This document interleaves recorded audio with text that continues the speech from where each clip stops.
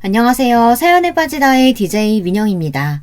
오늘도 두 가지 사연 준비되어 있는데요. 구독과 좋아요 버튼 잊지 마시고요. 그럼 오늘의 사연 함께 만나볼게요. 안녕하세요. 열심히 일을 하며 한 가장으로서 살고 있는 남자입니다. 최근 어머니를 잃고 굉장히 힘든 삶을 살고 있습니다. 어머니를 잃고 아무것도 하기 싫었습니다. 모든 걸 다 두고 떠나고 싶었죠. 하지만 제겐 아직 어린 아이들이 있어 떠나지도 못하고 거의 죽지 못해 살며 일을 하고 있는데요. 그날만 생각하면 저는 손이 떨리고 마음이 아프네요. 그날 일을 잊고 싶은데 어찌 잊을까요? 시간이 약이라지만 언제 묻어내질지 모르겠네요. 이렇게라도 이야기를 하면 마음이 조금 편해질까요? 솔직히 제 마음 편해지자고 적습니다. 그래서 재미있게 들어달라 말도 못하겠습니다. 그래도 제 이야기를 듣고 싶다면 먼저 감사 인사 드리고 이야기를 시작할게요. 저는 장남으로 아버지, 어머니, 여동생, 할머니 이렇게 한 집에 살았습니다. 할머니는 저와 동생을 아주 예뻐해 주셨지만 어머니를 그리 좋아하시지는 않았습니다. 할머니께서는 저희 앞이라고 숨길 생각도 하지 않았어요. 오죽했으면 어린 제가 할머니께 어머니 좀 그만 괴롭히면 안 되겠냐고 했을 정도니까요. 그런데 그날 어머니가 저 때문에 한 소리를 들어야 했습니다. 자기 이야기를 어떻게 했으면 애가 그런 소리를 하냐며 어머니에게 모진 말을 했습니다. 그 이후로는 할머니에게 어머니 이야기를 할 수가 없었습니다. 제 말이 독이 된다는 걸 알아차렸기 때문입니다. 그래서 할머니가 어머니에게 그 어떤 말을 하더라도 저희는 할 수 있는 게 없었습니다. 할 수 있는 거라곤 할머니에게 재롱을 부리는 것과 놀아달라고 떼를 쓰는 것밖에 없었죠. 그래도 다행히 효과는 꽤 있었어요. 그래서 매번 할머니에게 놀아달라고 했습니다. 근데 그걸 또 할머니는 엄마라는 사람이 얼마나 애를 못 보면 할머니에게 떼를 쓰냐며 한 소리를 하더라고요. 어렸을 때부터 그런 소리를 듣고 자라니 할머니를 좋아할 수가 없었습니다. 아무리 제게 잘해준다고 해도 저는 할머니가 너무 미웠습니다. 그만큼 저는 어머니가 너무 좋았고 제 우상이었거든요. 어머니는 굉장히 미인이었습니다. 키도 굉장히 컸어요. 어머니 키가 167 정도에서 8 정도였으니 큰 편이죠. 어머니는 이름도 고왔는데 도망간다고 결혼하고 나서 이름을 아주 못나게 바꾸기도 했습니다. 아주 어릴 때라 기억은 나지 않지만 할아버지는 어머니를 참 좋아했던 것 같습니다. 늘 다정하게 부르는 게 기억이 나거든요. 하지만 제가 할아버지의 얼굴이 기억이 나지 않을 정도로 일찍 돌아가셔서 아쉬웠죠. 일찍 돌아가셨지만 할아버지의 다정한 목소리가 기억이 나는 이유는 할머니의 구박 덕분도 있었습니다. 왜인지는 모르겠는데 할머니가 어머니에게 뭐라고 하실 때마다 할아버지의 목소리가 들렸습니다. 얼마나 듣기가 싫었으면 생각도 나지 않는 할아버지의 목소리를 떠올리려 노력했을까요? 그 뒤로 나이가 차고 나선 저도 모르게 할머니를 무시하기 시작했습니다. 할머니께는 죄송하지만 사춘기도 오고 어린 시절을 떠올리면 좋지 않은 감정들이 일어났기 때문에 어쩔 수 없었습니다. 심지어 제가 할머니를 안 좋게 생각하게 된 건 아버지의 영향도 컸습니다. 아버지는 사업 실패로 매번 술을 마시고 들어와 어머니에게 욕을 했습니다. 때리지는 않았지만 어머니에게 늘 문제라며 욕을 했고 거기에 질세라 할머니도 가세에 어머니를 못살게 괴롭혔습니다. 그러니 제가 좋아할 수 있겠습니까? 그런데 가장 큰 문제는 사춘기 때 할머니뿐만이 아니라 어머니에게도 못되게 굴었다는 점입니다. 어느 순간부터 어머니도 이해가 가지 않았습니다. 누구나 욕을 듣는다면 기분이 안 좋지 않나요? 그런데 어머니는 매번 듣고만 있으니 답답할 지경이었습니다. 그래서 어머니가 굉장히 바보 같다고 생각했어요. 이 집구석이 지긋지긋했습니다. 그래서 삐뚤어지고 말았죠. 늘 의문이 들었습니다. 우리 집은 왜 이렇게 가난하고 어른들은 왜 매번 화만 내고 서로를 잡아먹지 못해 안달이 났을까 의문이 들었습니다. 저희 집은 점점 가난해졌고 사이도 점점 나빠졌습니다. 그나마 할머니와 아버지는 사이가 나쁜 편은 아니었지만 아버지는 이제 할머니에게까지 욕을 하기 시작했습니다. 에이, 이 집구석. 어머니가 돈이 좀 더 있었으면 얼마나 좋아요. 이런 젠장. 내가 돈 많은 여자랑 결혼할 수 있었는데 니까짓 게 뭐가 좋다고 결혼을 했는지. 이런 년이 뭐가 좋다고. 어머니는 말리지 않고 뭐 했어요? 이 망할 놈아. 내가 왜 안 말렸어? 내가 그런 집안 싫다 했지? 그런데 네 놈이 죽어도 결혼해야겠다고 해서 그래서 한 결혼 아니냐? 아버지와 할머니는 늘 이런 이야기로 다투었습니다. 저는 결국 참지 못하고 집을 나갔습니다. 다른 형 누나들과도 어울리며 못된 짓도 많이 하고 다녔어요. 그 어떤 변명도 하지 않겠습니다. 저는 그렇게 방황을 심하게 했습니다. 그러다가 할머니가 돌아가시게 됐고 아버지는 고삐가 풀려 어머니와 동생을 때렸습니다. 저는 더 이상 이 집에는 희망이 없을 거라고 생각했습니다. 그래서 서울로 올라가 일을 하기 시작했어요. 일을 하면서 운동도 배우기 시작했는데 그때 제 은사님을 만날 수 있었습니다. 은사님을 만나지 못했다면 저는 아직까지도 싸움밖에 할 줄 모르는 바보로 살았을지 모르겠습니다. 은사님 덕분에 정신을 차려 검정고시를 봐 고등학교를 졸업할 수 있게 되었고 대학교 진학을 목표로 공부를 열심히 하기로 다짐했습니다. 그 전에 은사님이 부모님께 꼭 찾아가라고 해서 저는 몇 년 만에 고향으로 내려갔습니다. 처음에는 정말 용기가 나지 않더군요. 그렇게 나간 주제에 욕먹는 게 두려워 많이 망설였어요.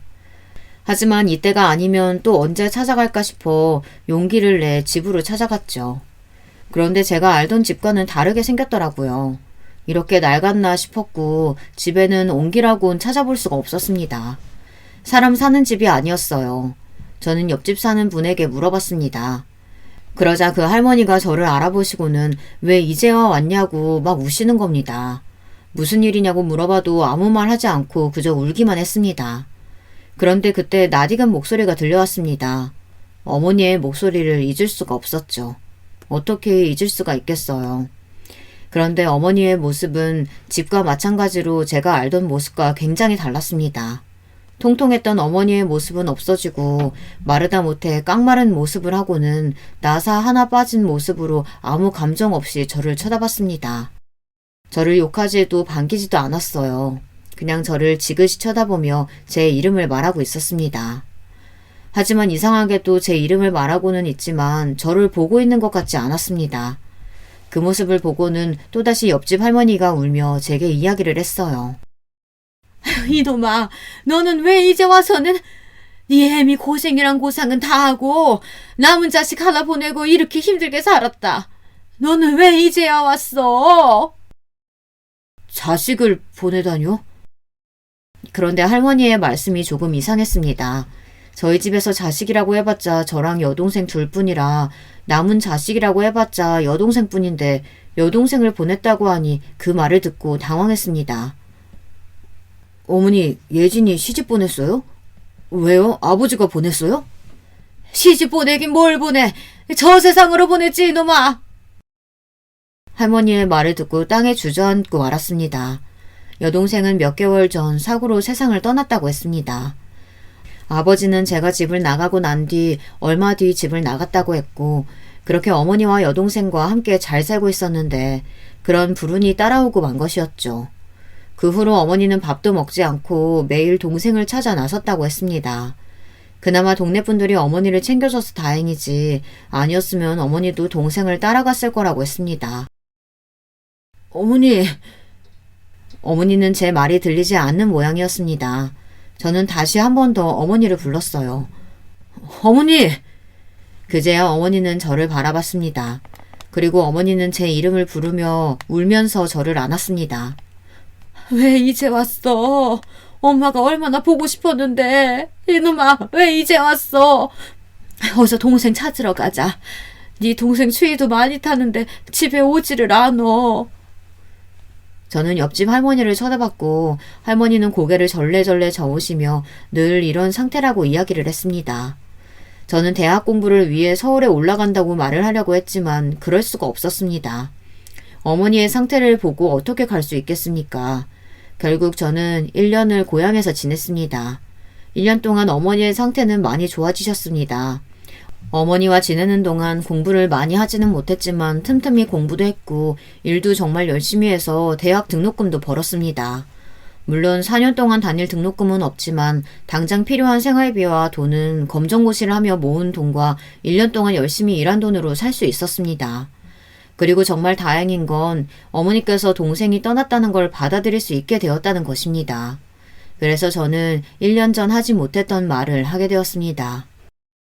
어머니, 저 실은 대학에 가고 싶어서요. 어머니에게 하는 모든 말이 조심스러웠어요. 괜히 내가 대학을 간다고 해서 어머니를 떠나 상처를 주는 게 아닌가 생각을 했습니다. 장하네, 내 아들. 하고 싶은 거 해야지. 그래. 근데 이 애미가 모은 돈이라곤 이것밖에 없는데 괜찮겠니? 아니면 어디 돈 빌릴 곳 있으면 내가 어떻게든 마련할 테니 걱정 말고 대학 가. 어머니, 괜찮아요. 그동안 모은 돈으로 가면 돼요. 그래도 네가 어떻게 모은 돈인데 그걸 써. 그러지 말고 내가 빌려볼게. 어머니, 진짜 괜찮아요. 이것저것 지원받으면 괜찮을 거예요. 그리고 공부하면서도 일하면 되니까 너무 걱정하지 마시고요. 어머니를 안심시키고 저는 다시 공부에 집중했습니다. 그 덕에 저는 지방이지만 꽤나 좋은 학교에 갈 수 있게 됐고 전액 장학금을 받으며 다닐 수 있게 되었죠. 제가 할 수 있는 일은 늘 열심히 했습니다. 일도 공부도 연애도 다 열심히 했습니다. 학창시절의 방황을 잊지 않고 좋은 사람이 되려고 노력도 많이 했습니다.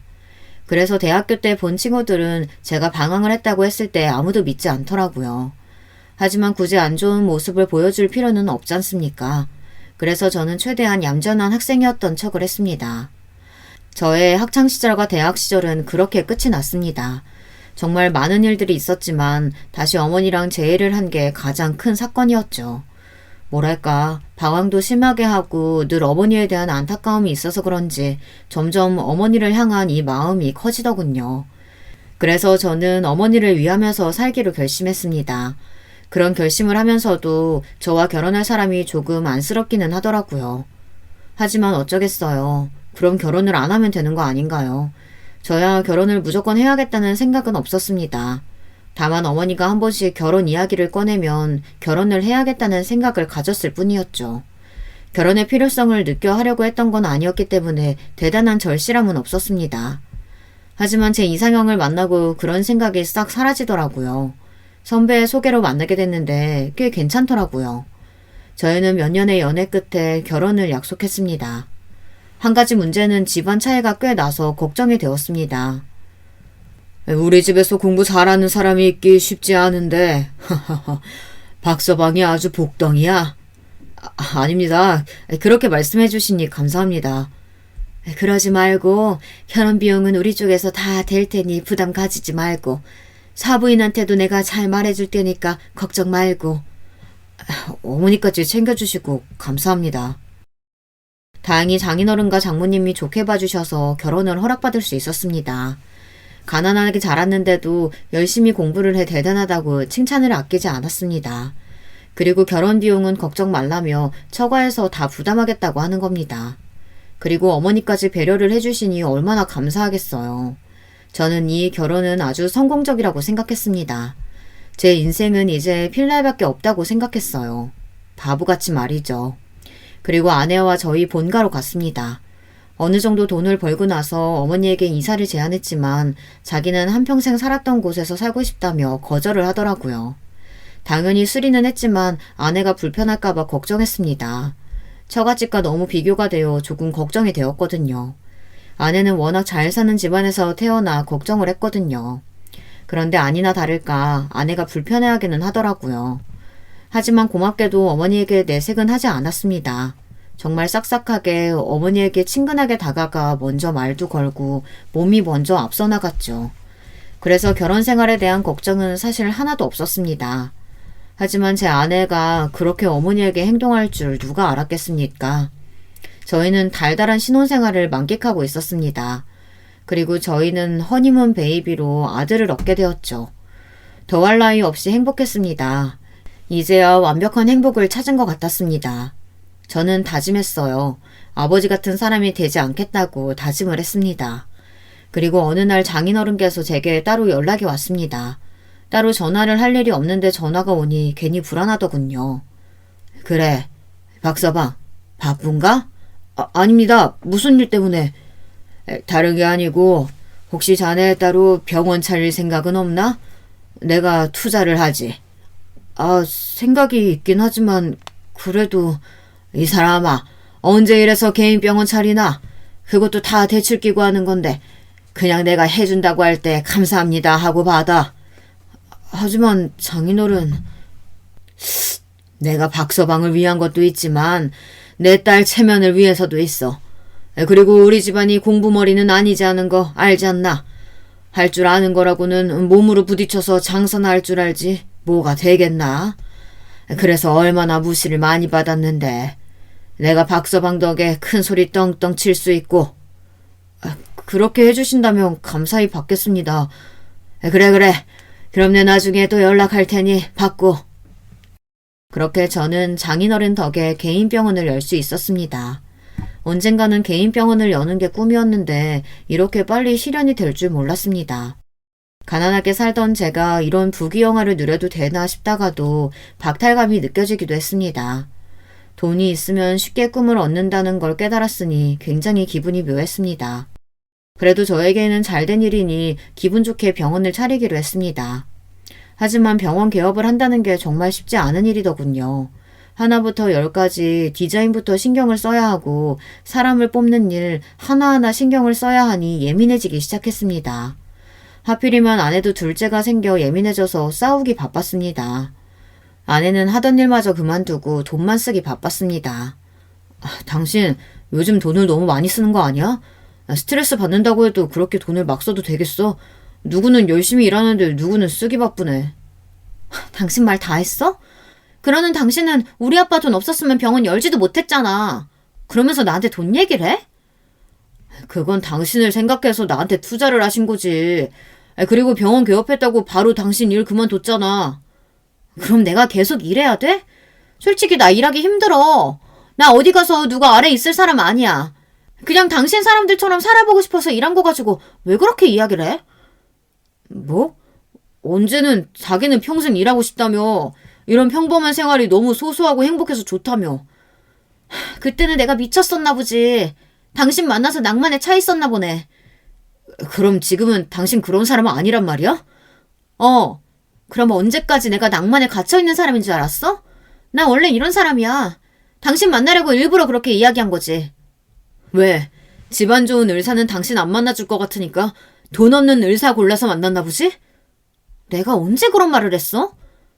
당신 말이 그렇잖아. 어떻게든 의사 부인 되고 싶어서 돈 없는 의사 꼬신 거 맞잖아. 왜? 그러면 안 돼? 저는 아내와의 말다툼으로 아내의 모든 걸 봤습니다. 이런 모습일 줄 알았다면 결혼을 하는 게 아니었는데 이미 후회하기에는 늦었죠. 이미 둘째도 뱃속에 있으니 누굴 탓하겠습니까? 그냥 참고 살아갈 수밖에 없었습니다. 그리고 장인어른 덕도 봤으니 제가 참아야 할 수밖에 없었죠. 하지만 저희는 점점 사이가 나빠졌습니다. 무슨 이유 때문인진 모르겠네요. 부딪히는 일이 많았습니다.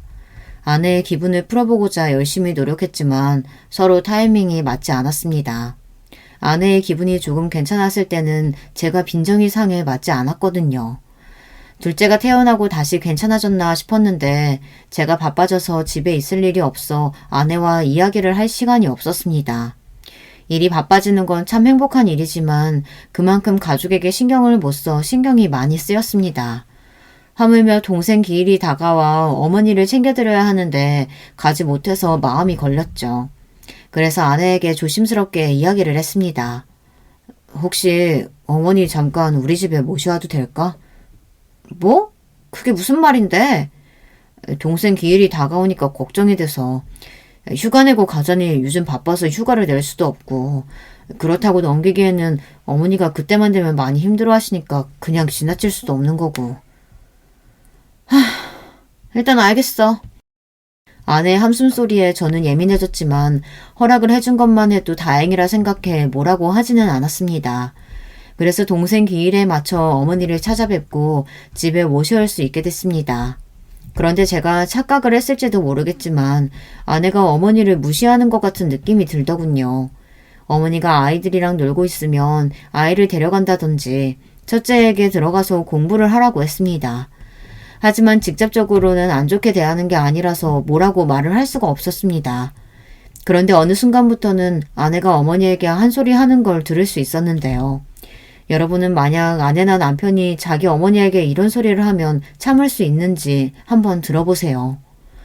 어머니, 제발 손 좀 깨끗이 씻고 오시면 안 돼요? 아니면 아이들이 예쁘더라도 그냥 참고 눈으로만 봐주세요. 그 말은 어머니가 더럽다는 뜻 아닙니까?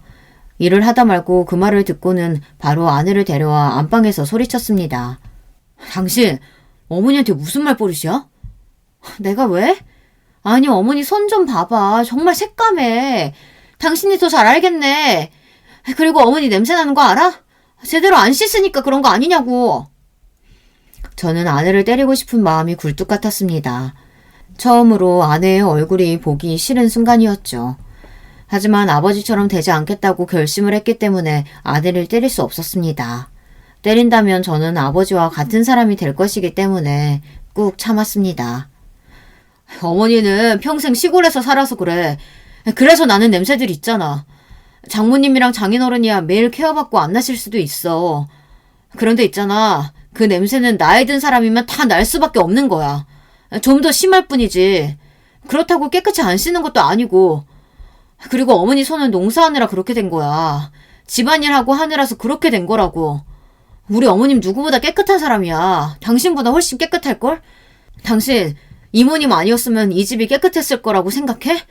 당신은 집이 개판이 돼도 몸만 깨끗하면 다잖아. 안 그래? 내가 치울 필요가 뭐가 있어? 이모님들이 다 알아서 치우는데.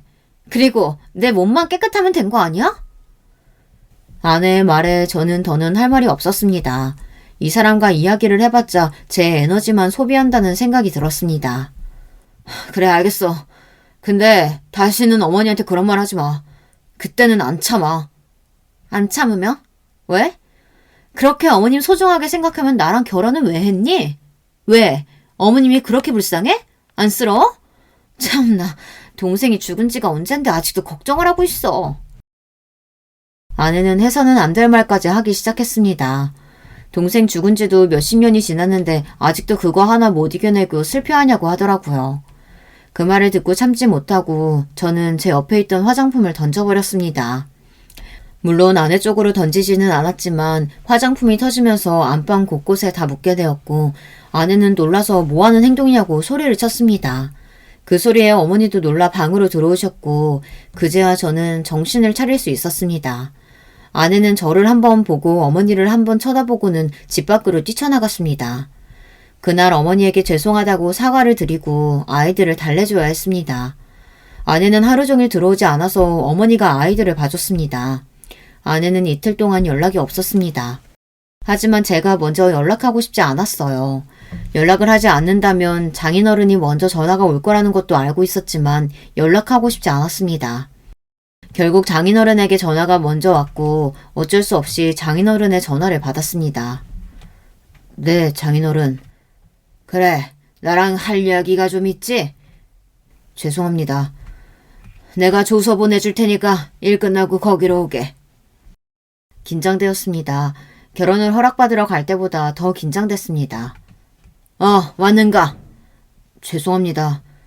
아니, 내가 박서방 자네 사과 듣겠다고 여기로 부른 건 아니고 말해봐. 네, 뭐를? 내 딸이 뭘 잘못했는지 말해보라고. 장인어른의 말에 저는 놀랄 수밖에 없었습니다. 장인어른은 분명히 아내가 잘못이 있을 거라고 판단하며 저에게 확신을 갖고 물어보셨습니다.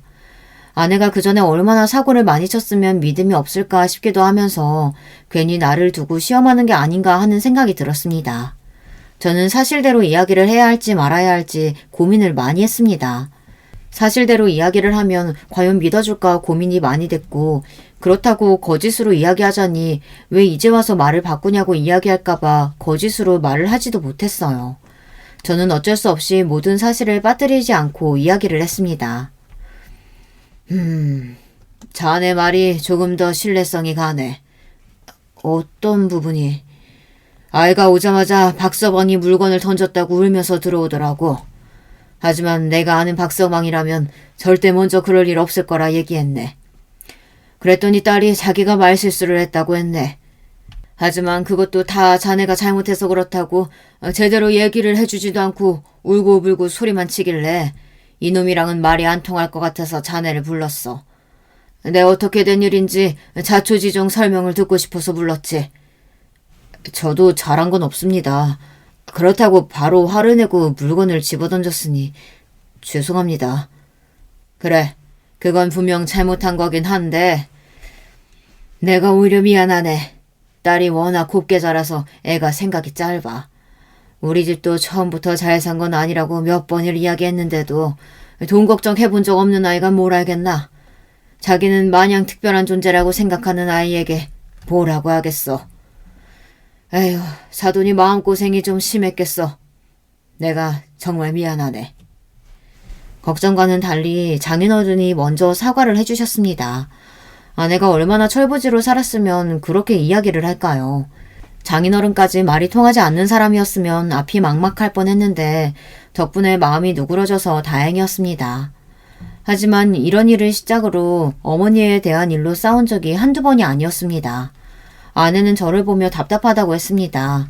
바빠도 매주 어머니에게 인사를 드리러 갔고 어머니가 다치셨을 때는 모셔와서 제가 병간호를 했습니다. 이걸 다행이라고 말할 수 있을까요? 당연한 일이긴 했지만 어머니가 다쳤을 때 아내도 같이 고생을 해줬습니다. 병간호는커녕 어머니를 보지도 않을 거라고 생각했는데 그래도 며느리라고 걱정해주는 모습을 보니 따뜻해지더라고요. 지금 생각해보면 이런 걸로 따뜻해진 제 자신에게 어처구니가 없지만 고마운 건 기억을 해야겠죠. 하지만 그것도 잠시 결국 아내는 어머니에게 돌이킬 수 없는 상처를 주고 말았습니다. 어머니는 나이가 들수록 더 건강이 나빠지셨어요. 하지만 어머니는 병원도 요양원도 가기 싫어했습니다. 사람을 부르기는 했지만 그래도 걱정이 되었습니다. 매일같이 있는 것이 아니니 어머니에게 무슨 일이 생길 때는 어떻게 해야 하나 두려웠죠.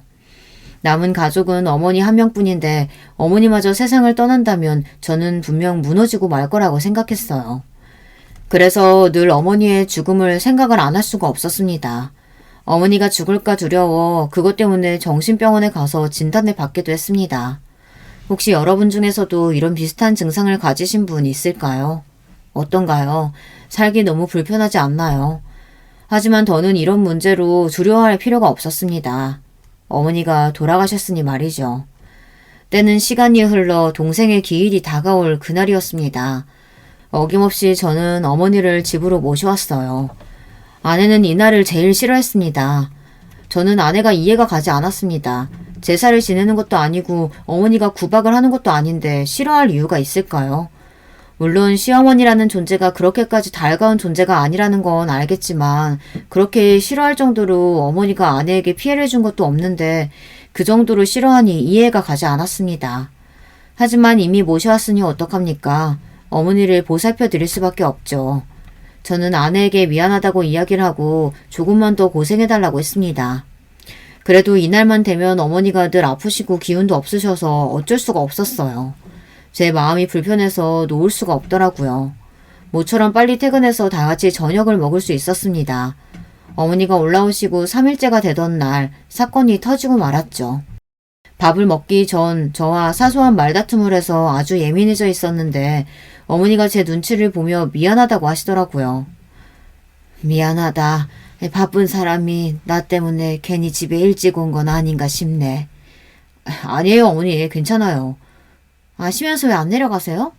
어머니가 매번 남편 발목 잡고 사시는 거 알긴 아세요?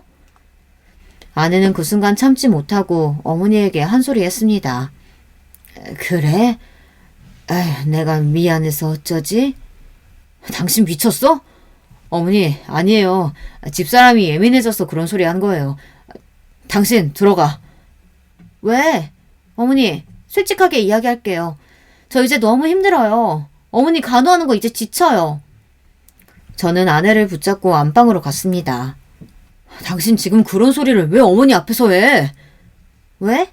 나는 그런 소리도 못해? 나도 이제 지쳤어. 몇 년이야. 10년도 넘었어. 우리 제대로 여행이나 가본 적 있어? 애들은? 매번 어머님 챙기기 바빴지? 우리 가족들은 안중에도 없지? 솔직히 할 말이 없었습니다.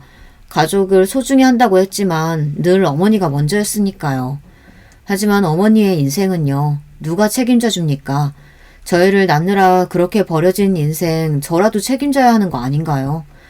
그날 아내와 한바탕 싸우고 나니 어머니가 불편하셨는지 집으로 가겠다고 했습니다. 어머니 괜찮아요. 더 계셔도 돼요. 아니다. 내일 집에 갈 거니까 짐 싸마. 아들아, 사랑한다. 네, 저도 사랑해요. 어머니는 다음날 집으로 가셨고 늦은 오후 어머니가 돌아가셨다는 소식이 들렸습니다.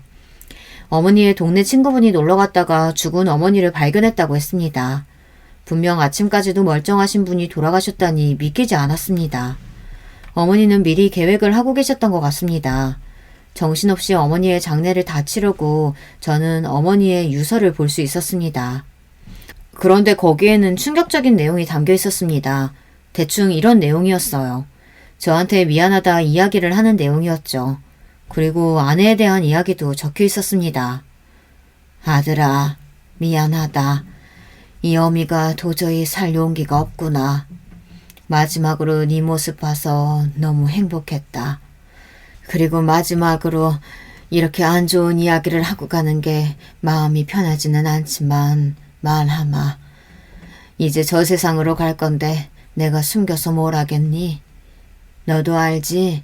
내가 숨기는 걸 참 잘하는 걸. 그래서 네가 나를 참 답답해했지. 네 아버지에게 맞거나 할머니에게 모진 말 들을 때 왜 이렇게 가만히 있냐고 엄마는 바보냐고 하는 말이 기억나는구나. 그래, 어쩌면 나는 내 말도 못하는 바보일지 모르겠다는 생각이 드는구나. 그런데 여기서는 솔직히 말해야겠지. 나는 내 며느리가 마음에 들지 않는단다. 늘 내게 모진 말만 하고 늘 내가 너에게 필요 없는 존재라고 이야기를 하더구나. 그런 말을 들을 때마다 가슴이 무너졌지만 맞는 말 같아서 별 말을 하지 않았다. 물론 이거 말고도 많은 이야기를 했단다. 아, 네 동생 이야기를 하더구나. 제발 정신 좀 차리라고. 내가 잘 챙겼으면 죽지도 않을 사람 못하러 붙잡고 있냐고 말하더구나. 그 말을 듣고 나는 깨달았단다. 내가 잘못되었다는 걸. 아가, 내가 너에게 도움이 되지 못해 참 미안하다. 엄마라는 사람이 뭐 제대로 해준 게 없네. 사랑한다, 내 아들아. 다음 생이 있다면 부디 좋은 부모 만나렴. 잘 커줘서 고맙단다. 어머니의 유서를 그대로 적지는 않았지만 비슷하게 적혀 있었습니다. 저는 어머니의 유서를 보고 이성을 잃고 말았어요. 마음의 병을 안고 온 사람에게 기름을 부어 더 부채질을 한 사람이 바로 제 아내였습니다. 저는 곧장 아내에게 가서 따졌습니다. 유서를 던지며 아내에게 소리를 쳤습니다. 이게 사실이냐고, 어머니에게 한 말이 사실이냐고 울면서 고함을 쳤어요.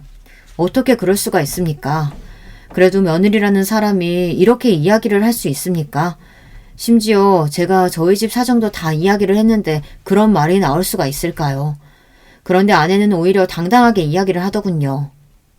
왜? 이게 왜? 왜 나 때문인데? 당신 말 한마디 한마디에 상처받으셨잖아. 그래서 어머니가 죽었잖아. 어머님이 나 때문에 죽었다고 썼어? 아니잖아. 어머님 혼자 그렇게 생각해서 선택한 거잖아. 저는 결국 아내를 때리고 말았습니다. 때리는 순간 저는 아버지와 겹쳐 보이며 화를 참지 못했습니다. 어머니를 잃었다는 슬픔과 동시에 그토록 싫어하는 아버지의 행동을 하고 말았으니 미쳐버리겠더라고요. 저는 아무것도 할 수 없는 제 자신에게 화가 나서 벽을 있는 힘껏 그대로 내리쳤습니다. 그러자 아내가 그제야 저를 말리더라고요. 저는 아내에게 계속 소리쳤습니다. 너 때문에 어머니가 죽었어. 너 때문에. 나도 힘들었어. 아무것도 안 해서 편한 줄 알았어? 전에도 이야기했지. 당신 어머니밖에 없다고. 가족이 어머니 하나는 아니잖아. 그런데 당신은 어머니 하나밖에 없었다고. 그래서 그랬어. 어머니 볼 때마다 심사가 뒤틀렸어. 그래서 계속 모진 말이 나왔어. 그런데도 어머님은 웃고만 있더라. 그게 더 싫었어. 차라리 뭐라고 하지. 괜히 사람 나쁜 년 만드는 것처럼 자기는 좋은 사람인 척. 그게 싫었다고. 결국 저는 아내에게 이혼을 통보했습니다. 나 당신이랑 이렇게는 못 살겠다. 어머니를 죽인 사람이랑 어떻게 살아? 뭐? 이혼? 나는 못해. 그게 왜 내 잘못이야? 나는 이혼 절대 못해. 그날 이후 저는 아무것도 하지 않았습니다. 아내와 아이는 친정에 있어 넓은 집에서 저 혼자밖에 없었어요. 정말 힘들었습니다. 왜 알아차리지 못했나 저를 원망하게 됐습니다. 그리고 아내를 이해해보려고 노력했습니다. 아내 입장이 되어보려고 했지만 어머니에게 모진 말을 한 사람으로밖에 보이지가 않더라고요. 그리고 아내의 그 한마디가 어머니를 죽였을 거라는 생각에 사로잡혀 정말 죽여버리고 싶을 정도로 증오했습니다. 어느 순간부터 그랬나 싶었는데 아내는 거의 결혼 초반부터 그랬던 것 같습니다. 제가 어머니를 좀 덜 챙겼다면 아내가 어머니를 챙겼을까요? 저는 아니라고 생각합니다. 그러니까 하나밖에 없는 자식이 챙겼는데 그걸 챙겼다고 뭐라고 하니 제가 어떻게 해야 됐던 거죠? 여러분은 답을 알고 계신가요? 아니요. 답을 알아도 소용이 없습니다. 어머니가 돌아가셨으니 무슨 소용이 있겠어요. 어머니는 동생이 죽고 난 후로 늘 우울하게 살았을까요? 아니면 혹시 저 때문에 죽지도 못하고 하루하루를 고통 속에 살았을까요? 참 많은 생각이 들었습니다. 하루하루를 절망 속에서 살았습니다. 누군가에게 전화가 왔습니다. 이쯤이면 아실까요? 네, 장인어른이었습니다. 장인어른은 저희 집에 찾아왔습니다. 회와 소주 한가득을 사들고 오셨더라고요. 괜찮나? 한 잔 받게. 30분 동안 아무 말 없이 장인과 소주를 마셨습니다. 안주도 먹지 않고 장인어른이 주는 술을 마시다 보니 조금 취기가 올라오는 것 같더라고요. 그제야 저는 입을 열 수 있었습니다. 장인어른 앞에서도 이야기가 곱게 나갈 것 같지 않아 말을 하지 않았는데 술이 용기를 주더군요. 장인어른, 이혼하고 싶습니다. 그래, 들었다. 그럼 그것도 들으셨어요? 무슨 말? 아내가 어머니한테 한 말이요. 장인어른, 집사람이요. 어머니에게 이런 말을 했습니다. 필요 없는 존재라고 이야기했어요. 그리고 제 동생이 죽은 게 어머니 탓이라고도 했답니다. 그런데 왜 이렇게 힘들어하냐고 막 어머니한테 뭐라고 했대요. 미안하네. 내가 다 잘못 키웠어. 장인어른이 뭐가 미안합니까? 집사람이 미안해하지. 그런데 아내는 자기도 이유가 있었대요. 그래서 이해를 해보려고 했는데 이해가 가지 않아요. 이해를 해보려고 해도 할 수가 없어요. 그냥 미워 죽겠습니다. 저는 계속 술을 마셨고 장인어른과 오랜 시간 동안 대화를 했습니다. 장인어른은 계속 제게 사과를 했습니다. 자기가 딸을 잘못 키웠다고요. 내 딸도 놀랐을 거야. 사돈이 그런 선택을 할 줄 알았겠나? 하지만 그런 말을 한 건 분명히 잘못됐지. 그리고 자네 덕에 우리 집안 기가 살았다는 거 알고 있지? 참 고맙게 생각하네. 늘 내가 가지지 못한 것에 대한 열등감이 있었는데 그걸 자네가 채워줬어. 그래서 말인데 이제는 그만 채워도 되겠어. 병원은 그대로 가지고 크게 키워보고 원한다면 이혼을 해도 좋아. 자네 마음이 편하다면 내가 뭐라고 할 수 없지. 그런데 이거 하나만 알아주게. 내 딸도 여자였을 거야. 자네 마음의 1순위에 들어가고 싶었을 텐데 어느 순간 자기가 1순위가 아니라는 걸 깨달았을지도 모르지. 그렇다고 딸의 잘못이 없어지진 않지만 그래도 아빠로서 딸에 대한 변호를 하자면 그렇다는 거지.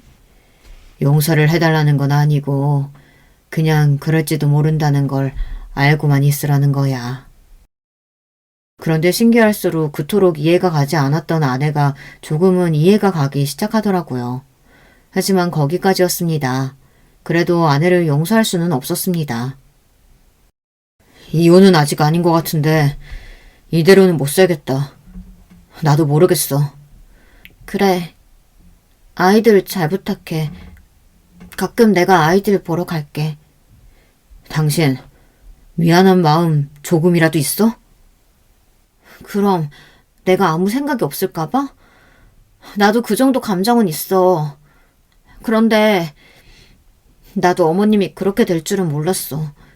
그냥 너무 화가 나서 그렇게 이야기한 건데. 알겠어. 그럼 연락할게. 그럼 내가 물어보자. 당신은 내가 중요했어? 저는 거기서 아무 말도 할 수가 없었습니다. 중요했지. 어머니만큼은 아니었지만 분명히 중요했고 사랑했어. 결국 아내는 끝까지 미안하다고 하지 않았습니다. 사과를 했다면 조금 마음이 풀어졌을까요?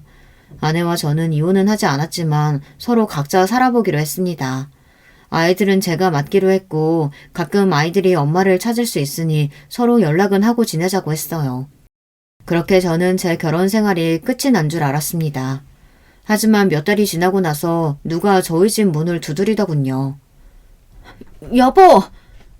새벽에 당신이 왜 여기 있어? 당신 보고 싶어서. 추운데 뭐 하는 거야? 들어가. 엄마야? 엄마 여기서 다시 사는 거야? 아들은 아내를 보더니 환하게 웃으며 아내에게 안겼습니다. 순간 어떻게 반응을 해야 할지 모르겠더군요.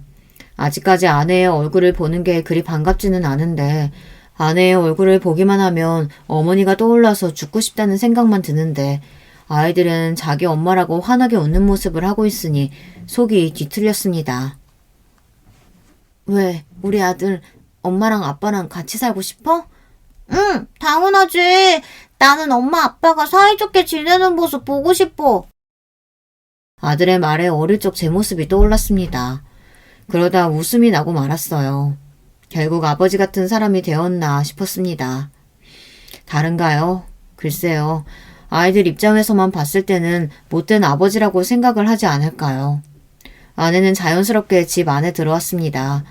그리고는 남의 집처럼 구경을 하더군요. 깔끔하네. 이모님도 안 계시는데. 당신은 참 깨끗한 사람이네. 그래서 내가 좋아했는데. 그치? 이만 가. 할 얘기가 있어. 여기서 해. 애들 있는 곳에서? 저는 아들을 보고 한숨을 쉬었습니다. 아들을 방에 보내 재우고 아내와 식탁에 앉아 오랜만에 이야기를 했습니다. 아직 나 많이 미워? 밉다고 설명할 수가 없는데.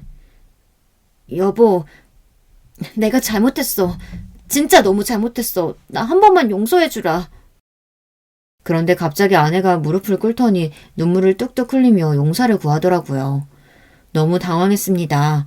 아내의 이런 모습은 본 적이 없었기 때문입니다. 누가 봐도 정말 반성을 한 모습이었어요. 하지만 저는 용서가 쉽게 되지 않았습니다. 솔직히 모르겠어요. 아직도 모르겠습니다. 묘한 감정이 섞여 있었습니다. 짠하기도 한데 너무 밉고 용서를 해줘야 하는 게 맞는 것 같으면서도 절대 할 수 없는 아주 복잡한 감정이었습니다. 일어나. 아니, 못 일어나. 당신 용서해줄 때까지 나 안 일어날 거야.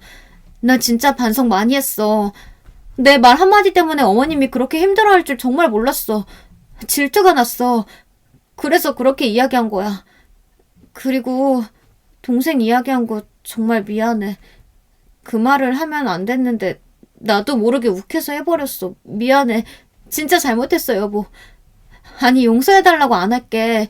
그냥 같이 살기만 하면 안 될까? 나 앞으로 얌전히 있을게. 애들이랑 당신이랑 이렇게 같이 살고 싶어. 진짜 내가 너무 잘못했어. 미안해, 여보. 아내는 1시간 동안 무릎을 꿇고 있었습니다.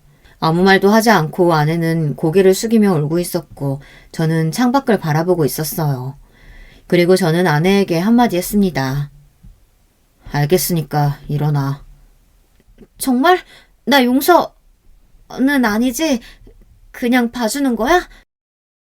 솔직히 당신 얼굴만 보면 어머니 생각나.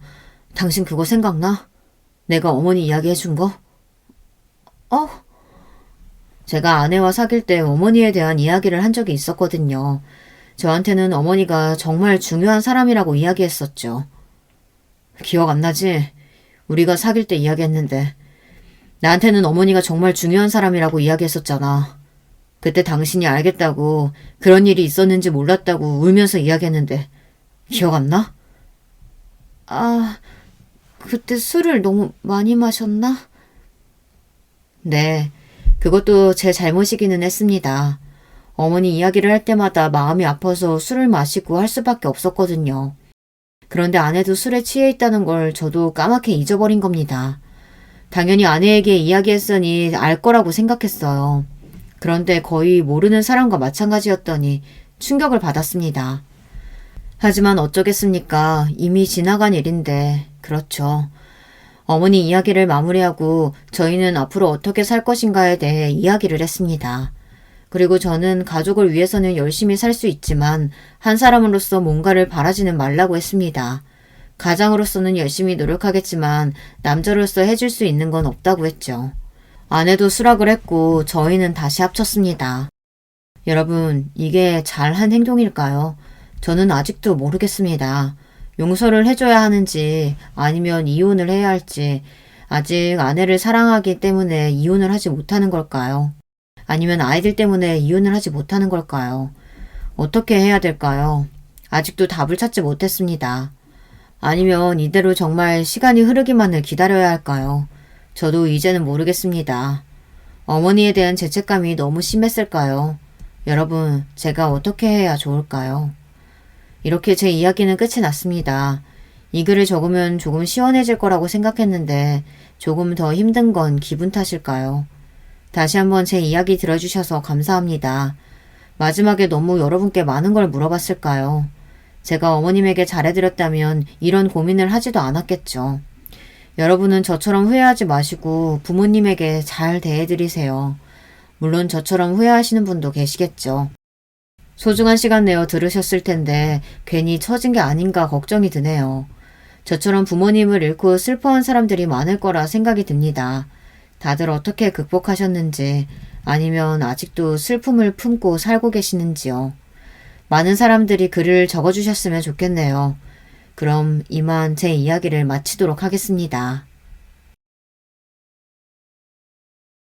여러분, 두 번째 사연 시작하기 전에 좋아요, 구독 꼭 눌러주실 거죠? 그럼 두 번째 사연 바로 시작합니다. 제가 어릴 적부터 가지고 있던 스케치북을 보면 언제나 예쁜 드레스를 입고 커다란 왕관을 쓰고 알록달록한 화려한 부케를 든 신부가 그려져 있었어요. 다른 아이들은 연예인이니 선생님이니 여러 가지 다양한 꿈들이 생기는 것 같았지만 저는 학창시절에도 어른이 되면 하루라도 빨리 좋은 남자를 만나 결혼해서 화목한 가정을 만들고 싶었어요. 주변 친구들은 꿈이 뭐가 그렇게 평범하고 재미없냐고 했지만 어쩌면 다른 사람들에게는 너무도 당연한 일들이 제게는 전혀 시시하지 않았죠. 어린 시절부터 매일매일 눈만 마주치면 서로를 탓하며 싸우시는 부모님과 살다 보니 저는 어린 나이부터 엄마와 아빠 가운데에 껴서 양쪽 모두의 눈치를 살피는 것이 제게는 자연스러운 일상이었습니다. 저는 원래 세상의 모든 부모는 다 그렇게 매일 싸우고 사이가 좋지 않은 줄 알고 컸으니까요. 저는 그냥 단순히 제가 운이 좀 안 좋은 아이라고 생각하며 버텼습니다. 그리고 하루라도 빨리 어른이 돼서 이 집을 벗어나 저만의 새로운 울타리를 만들고 싶다고 생각했죠. 제가 사랑하는 사람과 함께 만드는 가족은 절대 지금과는 다를 거라고 매일 밤 꿈을 꾸면서요. 영화나 드라마에 나오는 것처럼 크리스마스가 되면 예쁜 트리도 함께 만들고 생일이면 가족들이 모여 케이크도 불고 노래도 부르는 그런 가족 말이죠.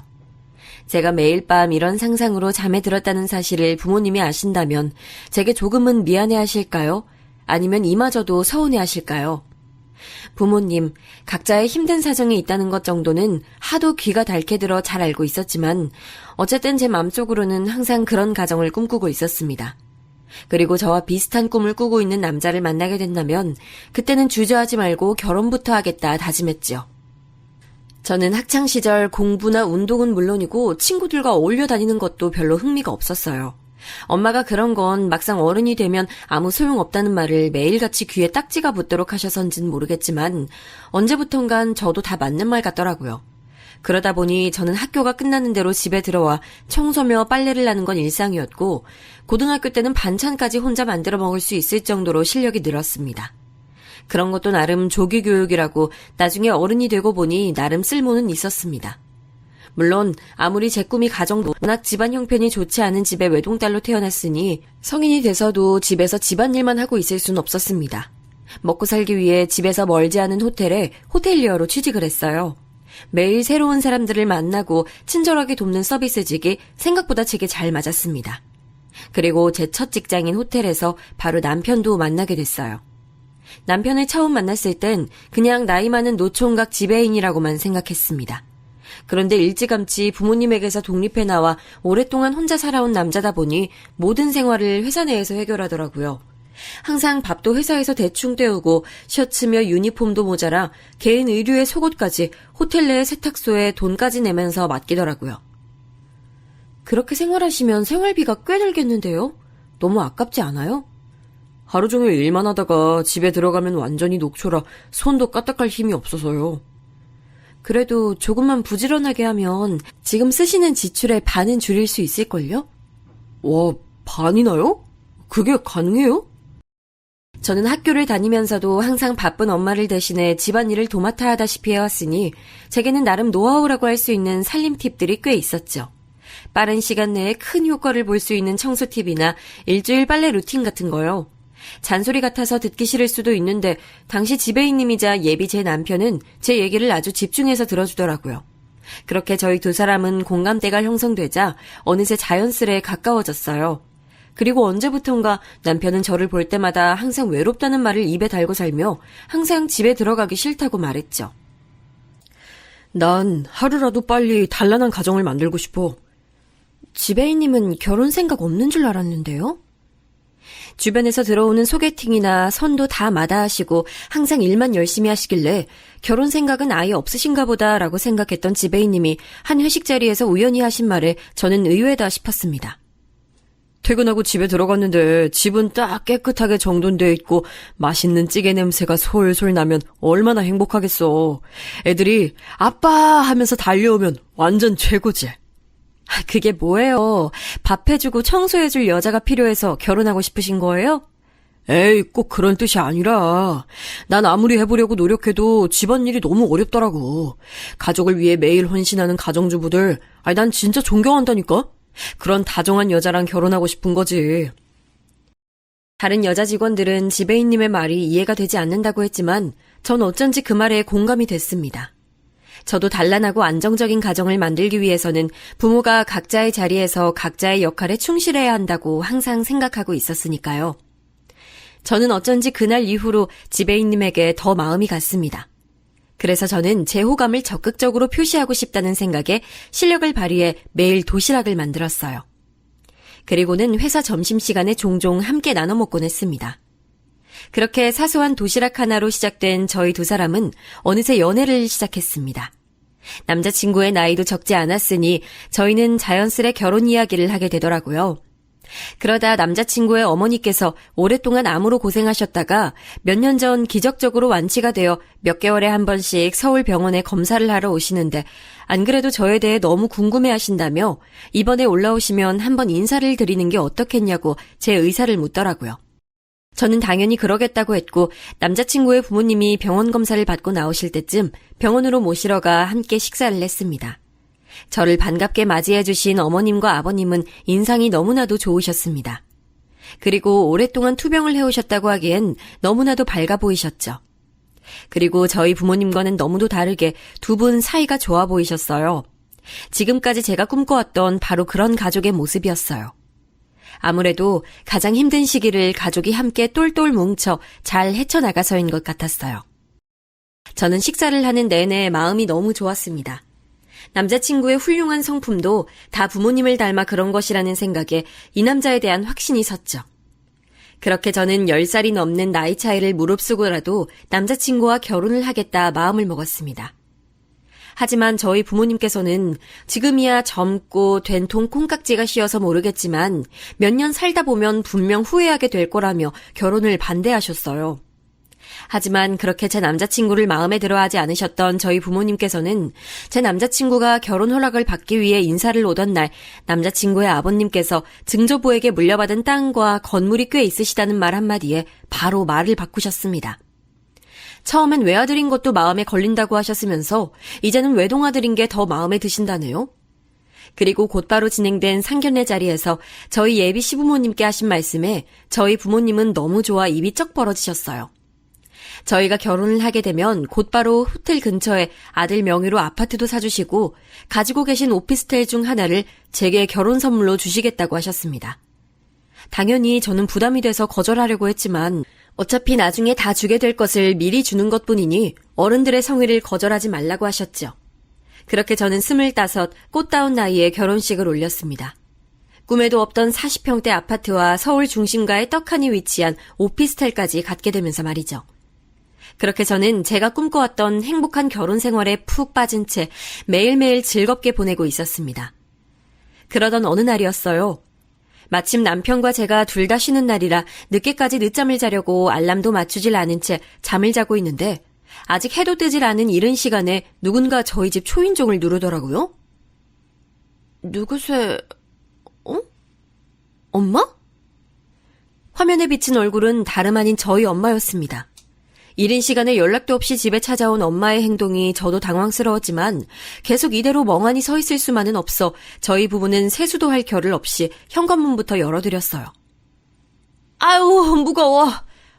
장모님 오셨어요?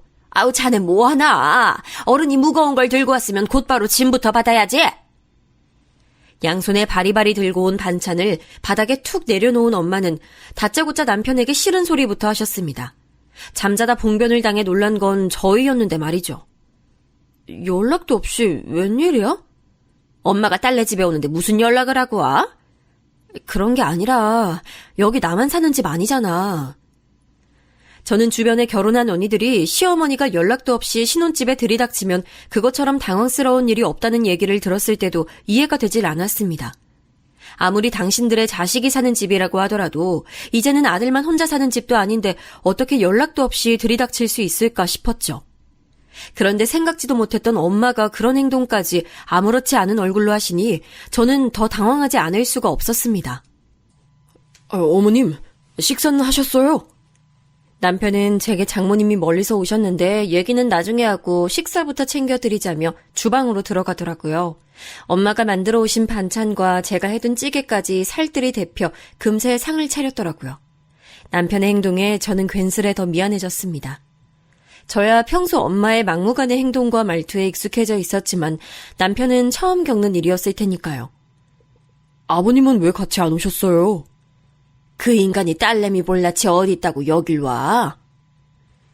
도무지 어떻게 말해야 할지 몰라 제가 말을 머뭇거리는 사이 엄마는 버럭 소리부터 질렀습니다. 하나밖에 없는 딸내미 결혼식 밥값까지 갖고 튄 인간이야. 궁금해할 필요도 없어.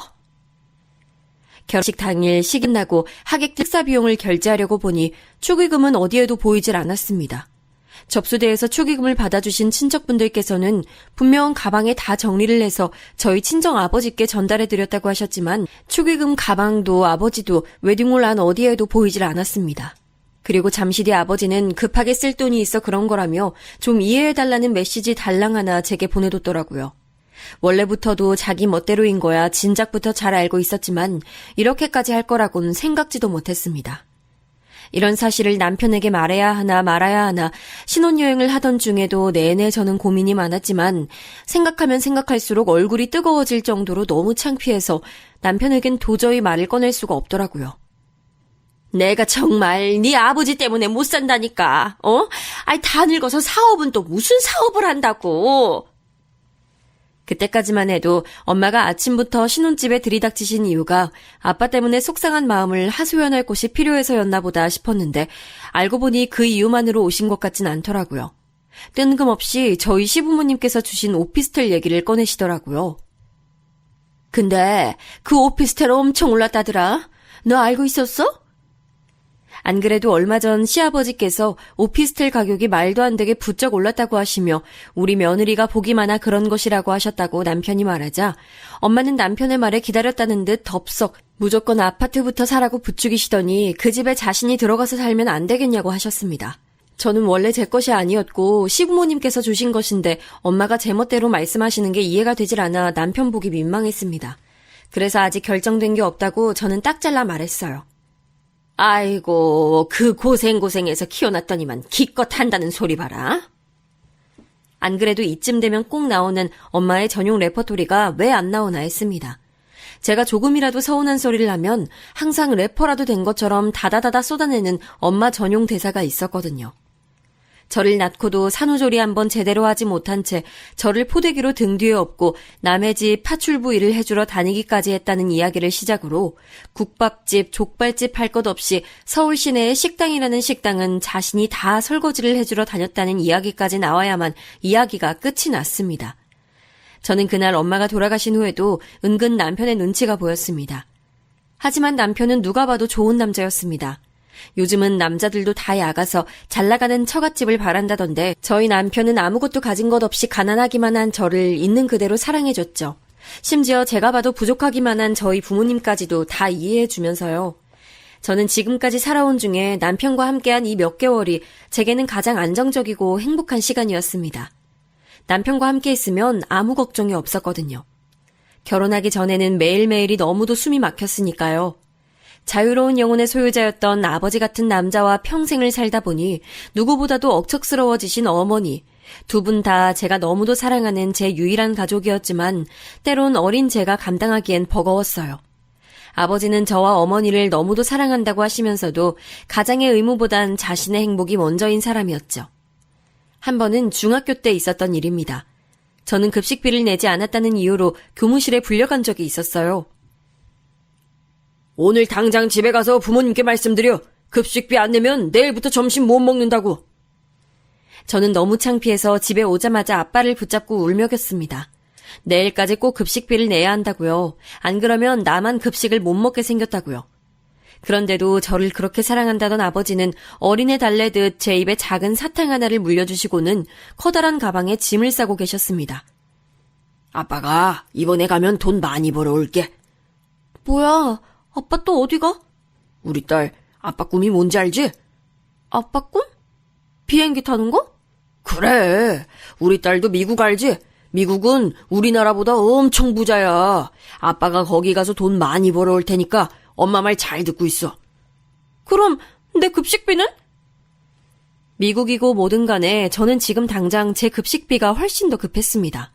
당시에도 몇만 원밖에 하지 않던 급식비도 주지 못하는 아빠라는 사람이 도대체 그 먼 미국까지 가서 무슨 돈을 벌겠다는 것인지 그 어린 나이에도 저는 말이 되지 않는다고 생각했습니다. 그리고 결국 미국에 다녀온 아빠는 돈을 벌어오긴커녕 이상한 브로커에게 속아 빚만 잔뜩 지고 얼마 되지 않아 한국에 들어오셨습니다. 엄마는 그 많은 빚을 갚기 위해 지금까지도 평생을 쉬지 않고 일만 하셨고요. 해주는 것도 없이 매일 걱정하지 말아라, 금방 다 잘 될 거다라는 식의 말만 대충 하고는 항상 도망치듯 사라져버리는 아빠를 엄마가 충분히 욕할 만하다고 생각했어요. 남편은 제가 한 번씩 제 어릴 적 얘기를 들려주면 제게 고생이 많다며 저를 꼭 안아주곤 했습니다. 그리고는 앞으로는 평생 행복하기만 해주겠다는 말도 해줬죠. 그런 말을 들을 때마다 저는 마음에 잔뜩 쌓여있던 울분이 가라앉는 느낌이 들곤 했어요. 그리고 저도 남편에게 그런 좋은 아내가 되어주기로 마음먹곤 했죠. 저희 부모님처럼 서로 원망만 하는 부부가 아닌 서로를 위해 힘이 되어줄 수 있는 부부가 되기로요. 그런데 또다시 일이 제가 원하지 않는 방향으로 흐르고 있었습니다. 남편이 물론 편하게 자주 들르라곤 했지만 언제부턴가 엄마는 시도 때도 없이 저희 집에 연락도 없이 들리곤 했습니다. 그리곤 그냥 왔다만 가시는 게 아니라 올 때마다 옛날에 저와 함께 살던 때처럼 제 살림에 대해 쉬지 않고 잔소리하셨고 시키지도 않은 집안일을 자꾸만 찾아하셨어요. 너는 나 없으면 어떡하려고 그래? 이야기의 끝은 항상 이런 식이었습니다. 엄마가 안 왔으면 어쩔 뻔했냐, 넌 아직도 이걸 모르냐 등등. 이제는 그때의 어린아이가 아닌데도 엄마는 자꾸만 제가 결혼을 해서 남편과 함께 살고 있다는 사실을 잊고 계신 것처럼 저희 부부의 사생활을 전혀 존중해주지 않으셨어요. 남편은 아마도 항상 옆에 있던 딸이 하루아침에 집에서 나가 살게 돼 많이 외로워하시는 것처럼 보인다고 했지만 저는 정신적으로 너무 많이 힘들었습니다. 피임은 알아서 잘하고 있지? 저는 뜨거운 커피를 마시다 순간 놀라 커피를 뿜을 뻔했습니다. 아무리 걱정이 돼도 사위가 있는 자리에서 피임 얘기까지 꺼낸다니요. 저는 지금까지 입는 거, 먹는 거, 심지어 교우관계까지도 엄마의 사고방식대로 모두 다 따라주었습니다. 엄마의 말대로 평생 저와 아버지 때문에 고생하시며 사신 것에 대한 저 나름대로의 작은 보답이기도 했고, 한편으로는 그래야만 엄마와 다투지 않고 평화롭게 지낼 수 있었으니 그런 척하고 넘어간 것들도 많았습니다. 하지만 이제는 저 혼자만의 일이 아니었으니 달라져야 했어요. 앞으로의 미래에 대해서는 저와 제 남편이 계획한 대로 만들어가고 싶었지요. 오피스텔은 아직 안 팔았어?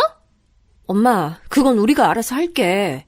아이고 답답하. 지금이야 김서방이 나한테 용돈도 주고 그러지만 앞으로 애 생기고 나이 들면 장모 신경이나 쓸 것 같아? 김서방 그런 사람 아니야. 엄마를 얼마나 위하는데. 엄마가 항상 말했지. 남자 믿지 말라니까. 나중에 내가 수종 못 쓰면 장모라고 김서방이 나 모시고 살 거 아니잖아. 요양원이라도 들어가려면 네 수중에 돈이 있어야지. 엄마는 무슨 그런 무서운 말을 해. 어릴 적부터 아버지라는 사람은 가장이랍시고 말만 번지르르 했지 저와 엄마를 전혀 부양하지 않았으니 저와 엄마는 언제나 둘뿐이었습니다. 매일 붙으면 싸우기만 했어도 결국은 서로에게 서로밖에 없었으니 언제나 서로를 의지할 수밖에 없었죠. 매번 최악의 상황을 상상하며 억척스럽게 말하는 엄마에게 화가 날 때도 있었지만 엄마가 홀로 요양원 같은 곳에서 늙어간다는 건 상상만으로도 마음이 아팠습니다. 하지만 이제 저도 성인이니 몸만 독립하는 것이 아니라 정신적으로도 엄마에게서 완벽하게 독립해 남편을 믿고 의지하며 살아보려고 했습니다. 하지만 무언가 결정해야 할 일들이 생기면 자꾸만 엄마의 목소리가 제 귀에 들리는 것 같았어요. 한 번은 이런 일도 있었습니다. 남편의 친한 직장 동료 한 분이 다니던 호텔을 그만두고 새로 식당을 개업하는데 남편에게 투자를 하라고 했답니다. 남편은 유복한 집에서 경제적으로 여유 있게 자란 친구라 집안에서도 충분히 도움을 주시지만 남편에게도 좋은 기회를 주고 싶어 함께 해보자 제안을 한 것이라고 했죠.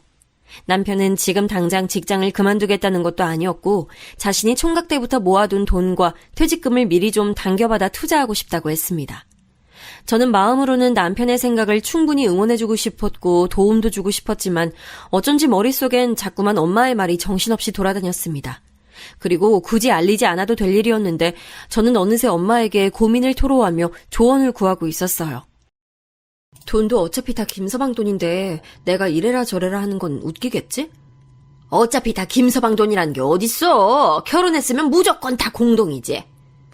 그래도 저렇게 하고 싶어 하는데. 또 답답한 소리. 월급 꼬박꼬박 나오는 월급쟁이가 최고야. 무조건 좋은 자리라고 하면서 투자하라는 친구 말은 절대 듣는 게 아니야. 아버지가 워낙 제대로 된 직장에도 다니신 적이 없었고 귀가 얇아 주변 친구들과 어울려 다니며 돈을 날린 게 한두 번도 아니었으니 엄마는 그렇게 생각하실 수밖에 없다는 건 저도 충분히 알고 있었습니다. 저희 아버지와 제 남편은 물론 다른 사람이었고요. 하지만 제 스스로도 이해하기 힘들 정도로 저는 결국 엄마의 말에 따라 움직이게 되더라고요. 저는 남편에게 아무래도 퇴직금까지 당겨서 쓸 정도로 안정적인 투자 같지 않다는 이유 같지 않은 이유를 대며 남편을 말렸습니다. 남편은 제 말대로 하기야 했지만 실망한 기색이 역력했죠. 결혼 초반에는 남편도 다른 모녀지간처럼 평범하지만은 않은 저와 엄마의 관계를 많이 이해해주려 노력하는 것 같아 보였어요. 오히려 저희 엄마뿐만이 아니라 아버지에게까지 더 살갑게 굴며 가까워지려고 노력했죠. 하지만 남편의 생각과는 달리 저희 부모님은 그런 남편의 호의를 이용했어요. 남편은 결혼 후에도 저와 같은 직장에 다니기는 서로 곤란할 수 있다면서 다른 호텔로 직장을 옮겼어요. 평소 이직 준비를 열심히 해온 만큼 남편은 그전에 다니던 호텔보다 훨씬 더 고급 호텔로 이직을 했죠. 저는 역시나 제가 존경할 만한 남자다 싶었습니다. 그런데 남편이 이직을 한 지 한 달도 되지 않은 어느 저녁이었어요. 퇴근을 하고 돌아온 남편의 얼굴이 어딘가 어두워 보였습니다. 저는 무슨 일인지 걱정돼 남편에게 오늘 무슨 일이 있었는지 물었죠. 장인어른께서 오늘 호텔로 오셨어. 뭐? 아빠가? 축의금을 들고 사라진 이후로 딸과 아내가 잘 살곤 있는지 한 번 연락도 없었던 아버지가 도대체 어떻게 알았는지 남편의 호텔로 찾아간 것이었어요. 장인어른 하시는 일에 투자해 주시는 분들이라면서 사람들을 잔뜩 데리고 오셨더라. 호텔에 사람들을 데리고 왔다고? 아버지의 사업체에 투자를 해주기로 한 사람들이라면서 우르르 데리고 와 남편을 불러 인사까지 시켰답니다. 사위가 이렇게 큰 호텔 지배인으로 있는데 자신이 속이겠냐면서 마치 남편을 보증이라도 세우는 것처럼요. 거기다가 호텔 뷔페에서 식사까지 하시고는 계산을 모두 다 남편에게 시켰답니다. 저는 정말이지 얼굴이 뜨거워서 고개를 들 수가 없었습니다. 언제나 처갓집 일이라면 모두 다 이해하고 넘어가주던 남편이었지만 이번 일은 남편도 기분이 많이 상한 것처럼 보였죠. 그런데 하필이면 그날 저녁 저희 엄마까지 집에 오셨더라고요. 처음엔 아버지가 남편 호텔까지 찾아간 것 때문에 오셨나 싶었는데 그것 때문이 아니었어요. 내가 웬만하면 알아서 해보려고 했는데. 왜 엄마, 무슨 일 있어? 엎친 데 덮친 격이라는 말이 바로 이럴 때 쓰는 말일까요? 안 그래도 아버지 때문에 남편 눈치를 보고 있던 차였는데 한참을 말을 머뭇거리다 꺼낸 엄마의 이야기에 저는 다시 얼굴이 붉어졌습니다. 제가 결혼 전에 엄마와 살던 집은 전세였습니다. 사실 그 전세금 정도면 크진 않아도 세 식구 살기에는 충분한 빌라 정도는 살 수 있는 돈이었는데 엄마는 굳이 아파트를 고수하며 10평대 아파트를 전세로 살고 계셨습니다. 그런데 이번에도 집주인이 전세 보증금을 2천이나 올려달라고 한 것이었죠. 전에는 제가 직장 담보로 대출을 받아 올려주기라도 했었는데 이제는 제가 분가를 해 나왔으니 엄마가 식당에서 일해본 돈을 가지고는 보증금을 올려주기에는 턱없이 부족한 게 당연했습니다. 그리고는 엄마는 또 제 오피스텔 얘기를 꺼내셨어요. 바짝 올랐을 때 팔아야 하지 않겠냐면서요. 저는 도무지 남편 볼 낯이 없어 우선 급하게 엄마를 돌려보냈습니다. 장인어른께서는 투자자들까지 데리고 호텔 뷔페까지 드시러 다닐 정도인데 어머님은 보증금도 없으신 거야? 아빠는 원래 우리가 어떻게 사는지 관심도 없어. 어머님도 대단하시네. 지금까지 이혼도 안 하시고 사신 거 보면. 남편의 말 한마디 한마디가 제 가슴에 꼭꼭 박혔습니다. 저를 이런 식으로 대한 적은 단 한 번도 없었는데 남편도 역시나 마음이 많이 상한 것 같았습니다. 어머님 집 전세금 이번엔 내가 도와드릴게. 하지만 조건이 있어. 남편이 말한 조건은 바로 오피스텔을 정리하는 일이었습니다. 앞으로 아이도 갖게 될 테고 우리 상황에서 아이를 낳으면 천상 제가 일을 그만둬야 하는데 그때를 대비해 투자 명목으로 오피스텔을 팔아 작은 평수라도 아파트를 사서 갖고 있자는 것이었습니다. 명의는 당연히 제 명의로 할 테니 처갓집에는 얘기하지 말라는 것이었죠. 물론 저도 남편 마음을 모르는 건 아니었지만 그래도 저는 엄마에게 비밀로까지 해야 한다는 게 뭔가 찝찝해서 오피스텔도 충분히 오르고 있는데 굳이 팔아야 하냐고 물었습니다. 그러자 남편은 안 그래도 시아버지께서 이제 오피스텔은 오를 만큼 다 올랐으니 앞으로 투자 가치가 좋은 아파트를 미리 봐놓으셨다며 그쪽으로 갈아타라고 하셨답니다. 만약 부족한 부분이 있으면 언제든 도와주겠다고 하셨다면서요. 더 이상 저는 남편에게 토를 달 수가 없었습니다. 역시나 시부모님은 저희 부모님과 모든 면에서 달랐으니까요. 저희 부모님은 사위가 좋은 호텔에 취직을 하면 축하한다는 말보다도 어떻게 하면 비싼 뷔페나 얻어먹을까 하는 생각을 하거나 사돈댁에서 딸에게 결혼 선물로 준 오피스텔마저 호시탐탐 노리고 있는데 시부모님은 지금까지도 충분히 많은 것들을 해주시고도 언제나 자식에게 뭐가 이로울지 생각하시고 어떻게든 도움을 주시려 하셨으니까요. 미안해요. 결혼 전에는 그래도 내가 있어서 좀 나았는데 이제는 엄마 혼자 다 해결하려고 하니까 아무래도 힘드신가 봐. 이건 뭐 꼭 내가 당신을 뺏어오기라도 한 것 같네. 언제나 제 곁에서 커다란 버팀목이 되어줄 것만 같았던 남편마저 어머님이 얼마나 힘드시면 여기까지 찾아오셨겠냐 말은 그렇게 하면서도 얼굴에는 불편한 기색이 역력했습니다. 저는 자꾸만 화가 끌어올라 결국 참지 못하고 다음날 곧바로 엄마를 찾아갔죠. 제게 따로 이야기하면 될 걸 뭐하러 결혼한 지 얼마 되지도 않은 사위가 있는 앞에서 굳이 그런 얘기까지 하느냐고 따져 물었어요. 그런데 엄마는 평소 그렇게 아버지 욕을 달고 사셨으면서 점점 닮아가는 것인지 갑자기 뻔뻔하게 굴기 시작했습니다. 결혼식 때 식비도 없어서 카드 3장을 돌려가며 계산하는 걸 뻔히 다 봤는데 너한테 무슨 돈 얘기를 하니? 그게 내 잘못이야? 축의금은 아버지가 가지고 도망갔지? 지금까지 내가 일해서 벌어놓은 건 엄마랑 살면서 생활비로 다 썼잖아. 아이고, 네 월급 그거? 얼마나 된다고 생색이야. 그리고 지금까지 엄마 혼자 벌어서 너 키운 건 그건 뭐 다 공짜였냐?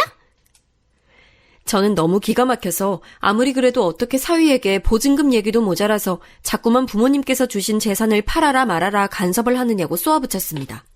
그랬더니 엄마는 제 말에 또 버럭 소리를 내지르며 사위도 자식인데 그럴 수 있는 거 아니냐며 눈시울을 붉혔습니다. 아무리 남자가 그렇게 좋아도 그렇지 제가 결혼하자마자 너무 많이 바뀌었다면서 서운하다고 하시면서요. 제가 생각이 짧았습니다. 결혼만 하면 부모님에게서 벗어나 헐헐 제멋대로 살 수 있을 거라 생각했는데 현실은 너무도 달랐습니다. 오히려 제 짐을 남편에게까지 나눠준 셈이 돼버렸죠. 결국은 남편의 도움으로 엄마가 사시던 집에 보증금이 해결됐습니다. 엄마는 고맙다는 말 한마디도 없이 내 딸이랑 결혼했으면 다 같은 자식인 건데 그 정도는 해줄 수 있는 거라며 오히려 당연하다는 듯 굴었습니다. 그때까지만 해도 친정집 상황을 남편이 아예 모르고 결혼을 한 것도 아니었으니 어느 정도는 예상하고 있었겠다 싶으면서도 저는 자꾸만 마음이 무거웠죠. 그렇게 시간이 흘러 어느새 결혼한 지 2년이 넘어갈 쯤이었습니다. 저희 부부에게도 천사 같은 아이가 찾아온 것이었죠. 저는 임신 사실을 알게 되자마자 엄마 생각이 가장 먼저 나서 그날 바로 퇴근길에 들러 말씀드렸어요. 그런데 엄마도 당연히 기뻐하실 거라고 생각했던 것과는 달리 엄마는 무슨 애를 벌써 가졌냐며 인상부터 쓰셨습니다.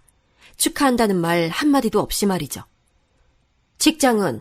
너네 후퇴 육아휴직도 안 되잖아. 우선 일할 수 있을 때까지 하다가 배 나오면 그만둬야지. 남편이랑도 전에 그렇게 하기로 했고. 너는 네 애만 생각하니? 저는 엄마의 말에 너무 놀라 입이 다물어지질 않았습니다. 결혼은 하기야 했지만 아무래도 제 나이가 아직 어렸으니 엄마는 제가 너무 일찍 아이를 갖지 않길 바라신 건 알고 있었습니다. 아무리 결혼을 했어도 몇 년은 살아봐야 어떤 사람인지 알 수 있는 것이니 그때 돼서 애를 가져도 전혀 늦지 않는다는 엄마의 조언에 저도 어느 정도 납득이 되어 지난 2년 동안 남편 모르게 피임을 하고 있었으니까요. 남편은 아무래도 나이가 저보다 10살이나 많았으니 하루라도 빨리 아이를 갖고 싶어 하기야 했지만 저도 나름 직장 생활에 더 충실하고 싶기도 했거든요. 그런데 이제는 남편이 얼마나 저를 위해 헌신적인 사람인지도 알았고 한 살이라도 젊을 때 아이를 키우는 것이 좋을 것 같아 제 나름대로는 계획하에 한 임신이었습니다. 그런데 엄마는 아직도 제가 믿업지 않으신지 임신 사실이 전혀 기쁘지 않으신 것 같았어요. 그리고는 어릴 때 덥석 애부터 가져서 지금까지 고생하는 엄마를 보고도 너는 그렇게 애가 갖고 싶었냐는 말로 시작해 네 창창한 미래도 이제 끝이라는 말로 사람 가슴에 쿡쿡 못을 박더군요. 저는 엄마와 나는 다르고 아빠와 김서방은 전혀 다르다라는 말이 목구멍까지 올라왔지만 차마 하지 못했습니다. 평생 고생만 해오신 엄마의 마음을 제가 가장 잘 알고 있었으니까요. 혹시나 아이 때문에 제가 하고 싶은 것들을 누리지 못하고 살까 엄마는 걱정하시는 걸 테니까요. 그런데 제 예상은 또 빗나가고 말았습니다. 제가 임신을 하고 돌아온 첫 명절날의 일이었습니다. 엄마는 기분 좋게 세배를 하고 앉은 저와 남편의 앞에서 덕담이라고 하신 말이 정말이지 들어줄 수가 없었습니다. 너 일 그만둬도 지금까지 나한테 주던 용돈은 그대로 줘야 돼. 네가 못 주면 당연히 김서방이 알아서 챙겨줘야 되고. 용돈이요?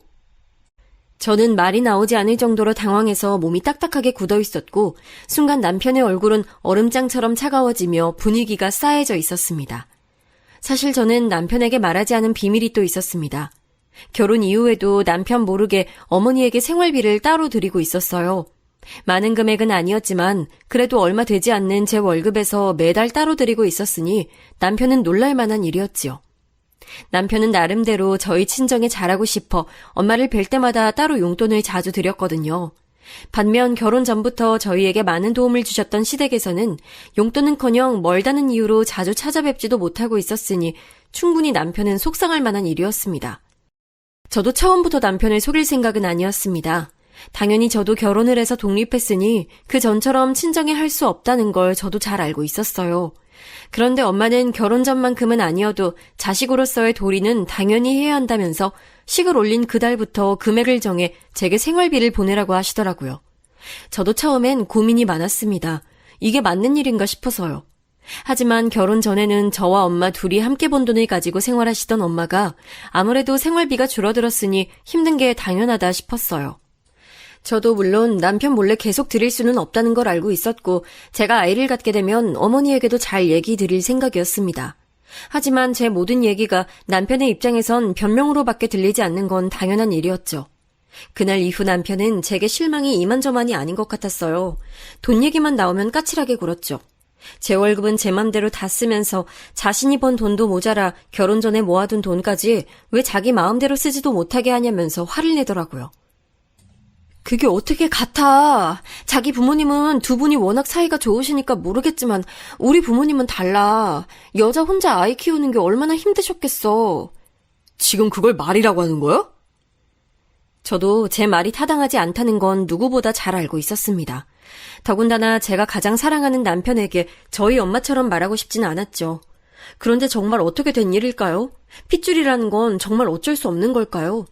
저는 어느새 제가 그토록 싫어했던 저희 엄마가 하던 대로 그대로 남편에게 행동하고 있었습니다. 그러자 남편은 저와 말이 통하지 않는다고 생각했는지 언제부턴가 항상 할 말이 없다는 듯 저와 함께하는 자리를 피했고 제게 생활비도 일절 주지 않았습니다. 나 회사에 얘기했어. 뭐라니? 내 배를 보면 몰라? 나 벌써 임신 8개월이야. 이번 달까지만 일하고 그만두기로 했어. 저도 지은 죄가 있으니 웬만해선 남편의 마음이 풀릴 때까지 잠자코 기다려보려고 했지만 배는 점점 불어오고 회사에는 눈치가 보이니 도저히 가만히 있을 수만은 없겠더라고요. 그런데 남편은 힘들어서 회사도 그만둬야겠으니 생활비에 장모님 생활비까지 이제 나더러 달라는 거냐며 제 말을 베베꼬아 자기가 듣고 싶은 대로 듣더라고요. 저는 임신을 하게 되면 회사는 그만두기로 이미 전부터 함께 정한 문제가 아니냐고 따져 물었지만 남편은 이제 제 모든 게 마음에 들지 않는 것처럼 보였어요. 그거야. 당신이 그렇게 음흉한 여잔지 몰랐을 때 얘기지. 음흉한 여자? 제가 그토록 염려했던 일이 저희 부부에게도 벌어지고야 말았습니다.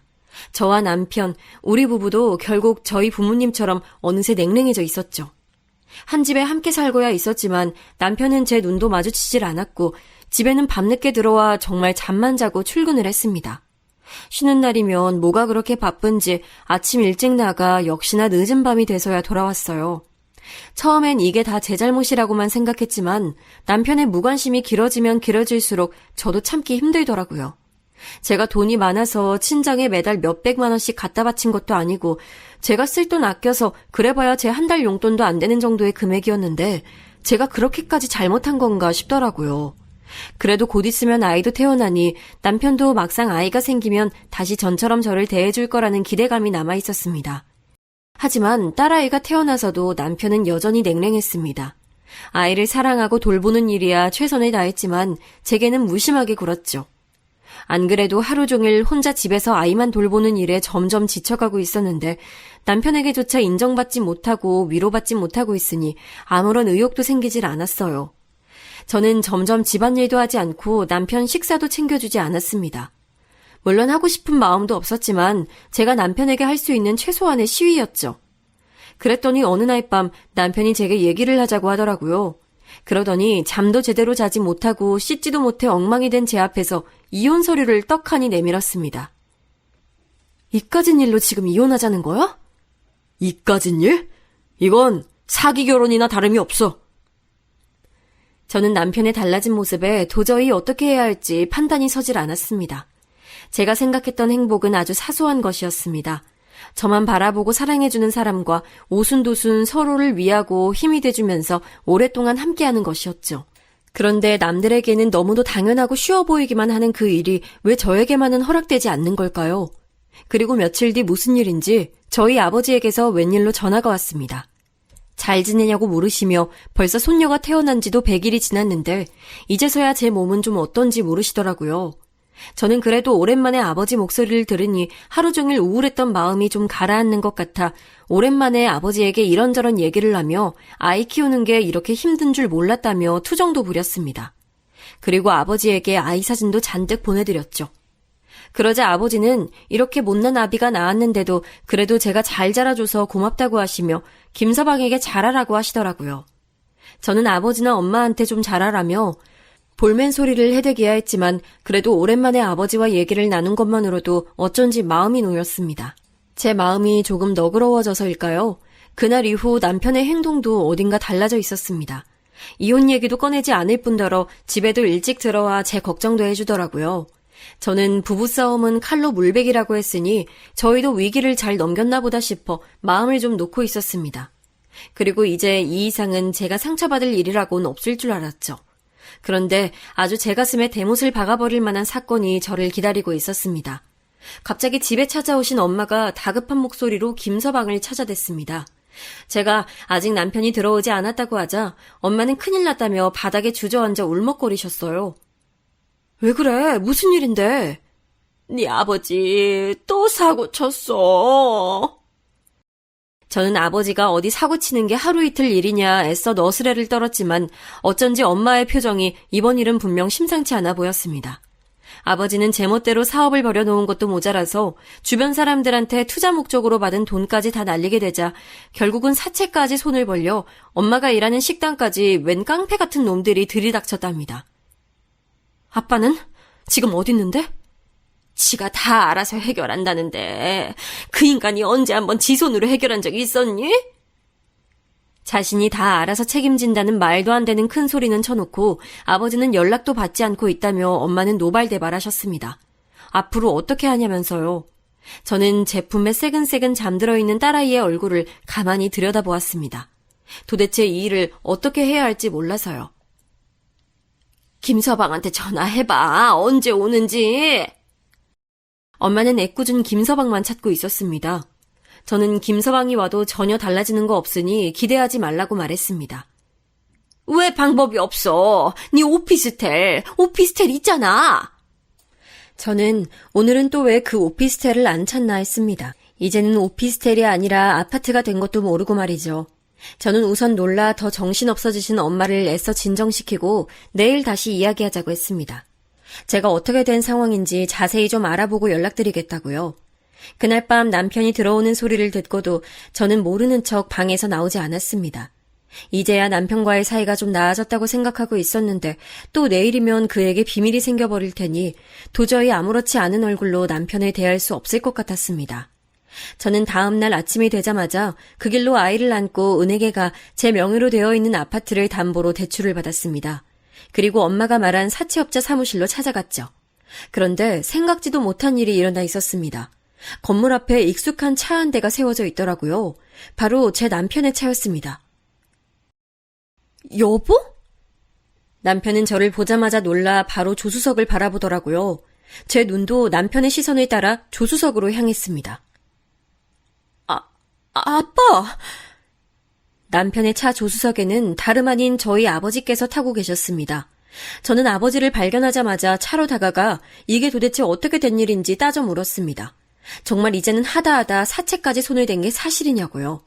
그러자 아버지는 말을 하지 못한 채 머뭇거리셨어요. 그리고 전보다 바짝 마른 얼굴로 마치 큰 죄를 저지른 죄인처럼 고개를 푹 숙이고 계셨습니다. 저는 답답한 마음에 남편을 붙잡고 물었습니다. 왜 이런 곳에 아버지와 함께 있는 것인지, 설마 아버지가 당신을 찾아가 사채빚을 갚아달라고 한 것이냐고요.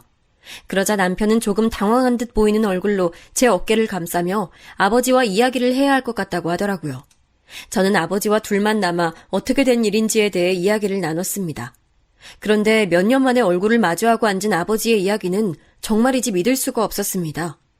얼마 전 아버지께서 위암 판정을 받으셨답니다. 지금까지 건강검진 한번 제대로 받아본 적이 없었으니 암은 진작 손쓸 수도 없을 만큼 나빠져 있었죠. 아버지는 사실을 알자마자 어머니에게 이야기하려고 했지만 사업에 문제가 생겨 투자자들이 모두 다 돌아서는 바람에 급하게 쓴 돈이 화근이 되어 이 지경이 됐답니다. 그러던 중에 병원에 갔다가 우연히 사돈 어르신을 모시고 온 저희 남편을 만났고 무슨 일로 암센터에 온 것인지 사위가 꼬치꼬치 물어대는 통에 할 수 없이 자초지종을 말하게 됐답니다. 아버지는 지금까지 하나뿐인 자식이며 마누라에게 해준 것도 없으니 차라리 암에 걸렸다는 사실조차 말하지 말고 이대로 포기하려고 했었답니다. 그런데 김서방이 암이라는 게 다 처음엔 가능성이 없다고부터 말한다면서 지금 얼마나 힘드신지 누구보다 잘 안다. 지금부터 함께 노력하면 된다고 위로하며 우선 사채빚부터 빨리 정리하자고 했답니다. 그래서 저희 아파트를 담보로 대출을 받았다네요. 아마 그날이었던 것 같아요. 남편이 아무 말 없이 다시 제 곁으로 돌아와 준 것은 말이죠. 저는 아버지의 이야기를 다 듣지도 못하고 그 자리에 그대로 주저앉아 오열했습니다. 부모란 영원히 제게 상처만 주는 존재라고만 생각하며 평생 원망만 하며 지냈는데 정작 힘들고 고달픈 부모를 저 또한 모르는 척 외면하고 있었다는 생각이 들어서요. 아버지는 주저앉은 제 앞에 함께 주저앉아 자신이 못난 아비라 미안하다며 저를 끌어안으셨습니다. 그날 이후부터 우리 가족은 많은 것이 달라졌습니다. 제 못난 부분들까지 모두 다 감싸 안아준 것만으로도 고마운데 남편은 시어머니께서 암을 완치한 경험이 있었으니 병원이며 식당 관리까지 공부해 저희 아버지를 위해 많은 것을 도왔어요. 그리고 엄마는 젊어서도 그렇게 고생을 시키더니 결국 다 늙어서도 짐이라며 매일같이 아버지를 구박하긴 하셨지만 그래도 아버지의 곁에서 저와 함께 최선을 다해 간병에 힘쓰셨습니다. 우리 가족은 언제나 서로를 미워하고 원망하고만 있다고 생각했었는데 어디에도 없을 착한 제 남편 덕분에 우리 가족도 서로를 위하는 방법을 조금씩 배워가고 있는 것 같았죠. 그리고 저도 앞으로는 남편에게 모든 숨기는 것 없이 좋은 배우자가 되어주겠다 마음 깊이 다짐했습니다. 제가 평생 꿈꿔왔던 것처럼 사랑하는 사람들과 단란하고 안정적인 가족을 만들기 위해서 말입니다.